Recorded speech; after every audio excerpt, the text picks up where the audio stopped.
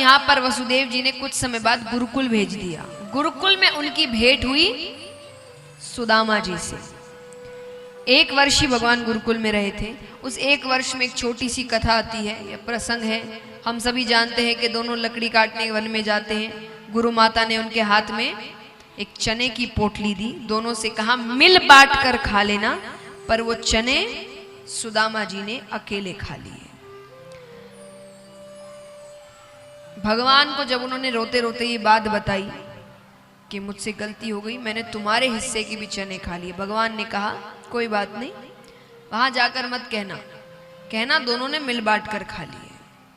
पर गुरुजी ने गुरुकुल में बैठे बैठे ही दृश्य देख लिया। उन्होंने कहा आज सुदामा ने अपने जीवन में दरिद्रता लिख ली। किसी और का हक नहीं मारना चाहिए, किसी भी चीज में हो, चाहे वो उसके हक का भोजन हो, उसके हक के पैसे हो, या उसके हक की खुशियां हो।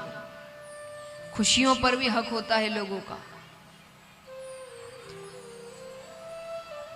तो किसी और के हक की खुशियां भी अगर आप ग्रहण कर रहे हैं तो आप अपने जीवन में दरिद्रता लिख रहे हैं। जरूरी नहीं आज ही मिलेगी।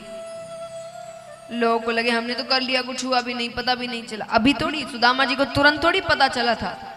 गुरुकुल में पढ़े, उसके बाद घर चले गए, घर जाने के बाद शादी करी गई, शादी के बाद बच्चे हो गए, उसके बाद ऐसी गरीबी आई कि उनके घर में अन्न का दाना नहीं है, तड़प रहे हैं उनके बच्चे भूख से।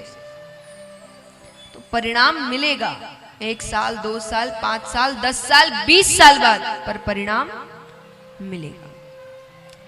अब यहां पर भगवान गुरुकुल से वापस आ गए।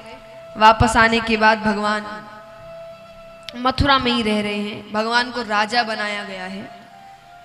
भगवान राज सिंहासन पर बैठे हैं, राजकाज के कार्य संभालते।